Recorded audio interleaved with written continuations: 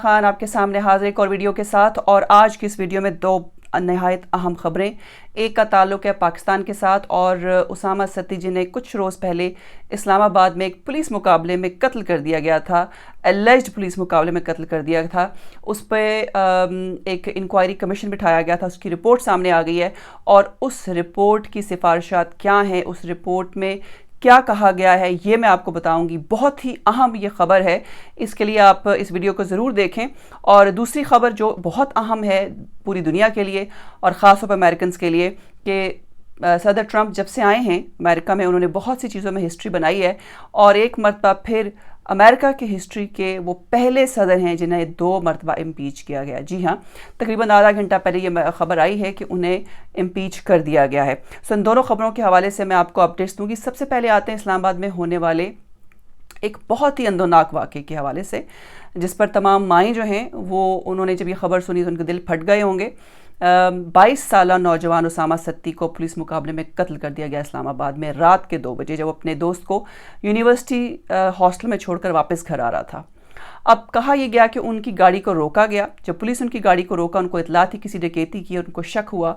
As per police के tinted glasses थे उनकी गाड़ी के, और उन्हें जिस गाड़ी की खबर के हवाले से जो खबर मिली थी या उनको जो टिप ऑफ किया था वो तकरीबन वही गाड़ी थी। और उन्होंने जब उस गाड़ी को रोकने की कोशिश की, उसामा नहीं रुके, तो उनको यकीन हो गया कि यही वो गाड़ी है जो डकैती के लिए इस्तेमाल हुई है या होने जा रही है।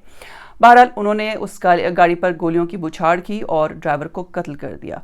बाद में पता चला कि उनका नाम उसामा सत्ती है। अब उनके वालिद का कहना ये था कि ये हो ही नहीं सकता कि ये एक पुलिस एनकाउंटर है या गलती से पुलिस ने मारा है। उन्होंने ये कहा कि चंद रोज़ पहले उनके बेटे का कुछ पुलिस जवानों के साथ कुछ झगड़ा हुआ था और उन्हें ये शक है कि पुलिस ने जानबूझकर मेरे बेटे को कत्ल किया है। बहरहाल खुशी की बात ये थी कि इस पर जो पूरी इस्लामाबाद की पुलिस थी और आईजी पुलिस जो थे उन सब हरकत में आए। हुकूमत ने भी इसका नोटिस लिया और एक इंक्वायरी कमीशन बिठाया गया। उस इंक्वायरी कमीशन की रिपोर्ट आज आ गई है।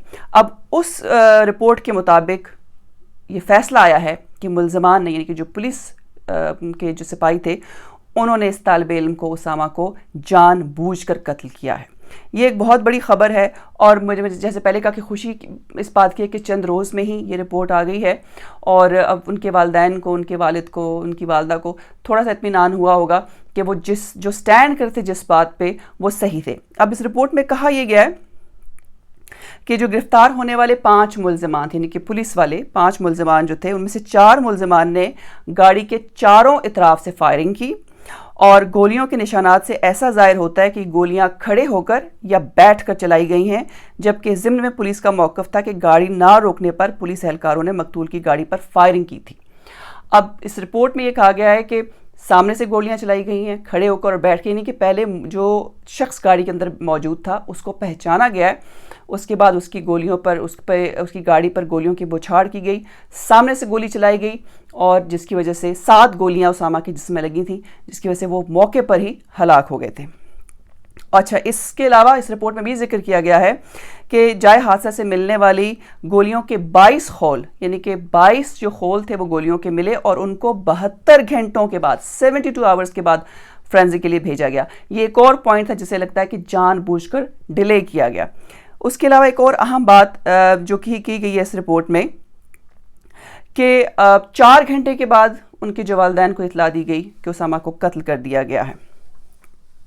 और एक और पॉइंट जो बहुत अहम है इस रिपोर्ट में, उसमें ये कहा गया है कि जब उसामा को कत्ल किया गया तो जो पुलिस की गाड़ियां थी उनको उसकी गाड़ी के चारों तरफ खड़ा कर दिया गया ताकि जो आम पब्लिक है उनको ना देख सके, और उसामा को गाड़ी में से निकाल कर सड़क पर लिटाया गया और उसको फ़ौरन अस्पताल नहीं भेजा गया ताकि उसकी जान ना बच सके, और कई घंटे उसकी जो लाश थी वो सड़क पर पड़ी रही ताकि इस बात का इंतज़ार किया गया और इस बात को वाज़े बनाया जाए कि उसामा की मौत हो चुकी है। कितने अफसोस की बात है ये।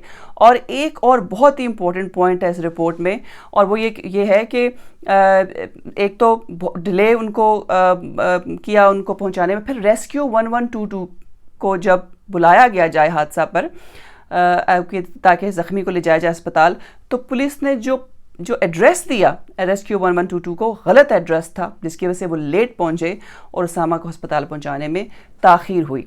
सो ये तमाम पॉइंट्स की मद्देनज़र जो जुडिशल इंक्वायरी है वो रिपोर्ट ये कहती है कि इसको जानबूझकर पुलिस ने कत्ल किया है और इंतज़ार किया गया कि जब तक उसामा की जान नहीं निकलती तब तक उन्होंने कोई कसर नहीं छोड़ी।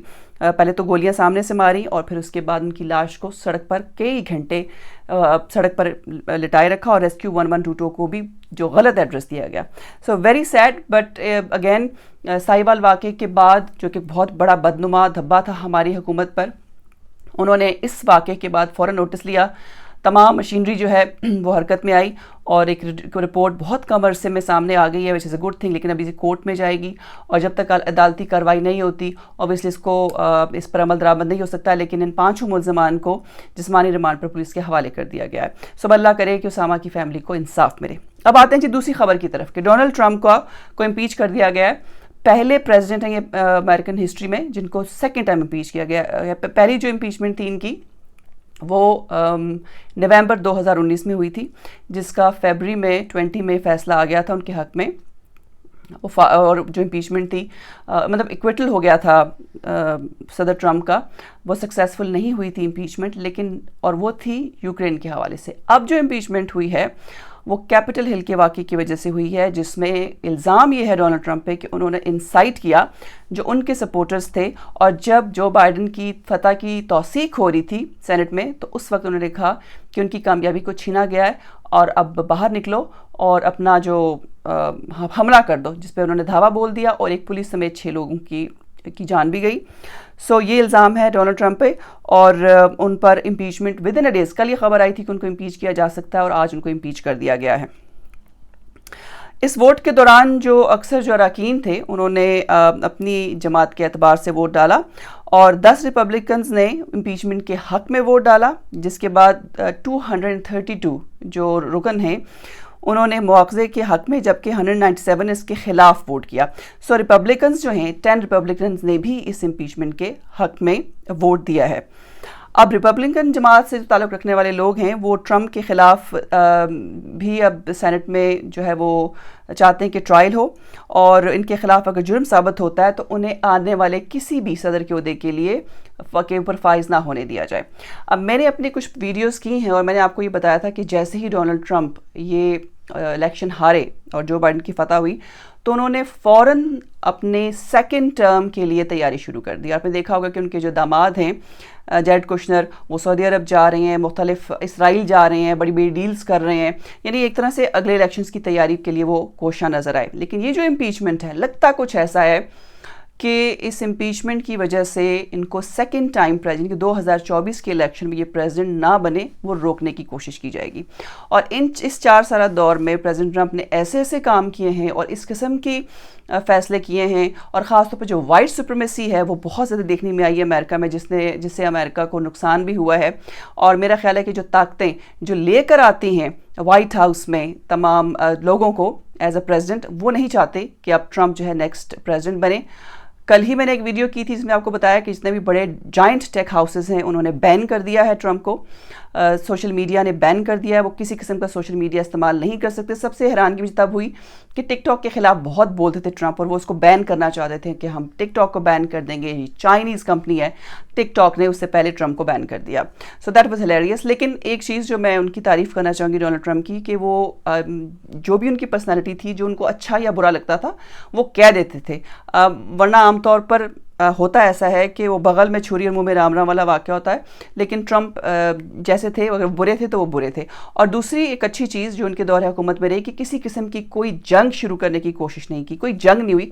पुरअमन 4 साल गुजरे, अमेरिका ने किसी मुल्क के ऊपर कोई जंग सल्ब करने की कोशिश नहीं की, which was a good thing. लेकिन अब देखते हैं कि इनकी जो इम्पीचमेंट है, पहले तो वो प्रेसिडेंट थे जब पिछली इम्पीचमेंट हुई थी, इसलिए जल्दी फैसला आ गया था। अब 20 तारीख को नई एडमिनिस्ट्रेशन आ रही है, जो बाइडन प्रेसिडेंट बनेंगे, उसके बाद ये फारग हो जाएंगे। तो मेरे ख्याल में इनका जो फैसला है इस इम्पीचमेंट का, उसके आने में टाइम भी लगेगा और शायद ट्रंप ज़िंदगी भर दोबारा प्रेसिडेंट बनने का ख्वाब ना देख सकें। ये थी आज की वीडियो। मैंने कहा ताज़ा अपडेट्स हैं आप तक शेयर कर दूं। अगर वीडियो पसंद आई है तो उसको लाइक और शेयर ज़रूर करें और अगर आपने मेरा चैनल अभी तक सब्सक्राइब नहीं किया तो प्लीज़ सब्सक्राइब करें फिर मिलेंगे।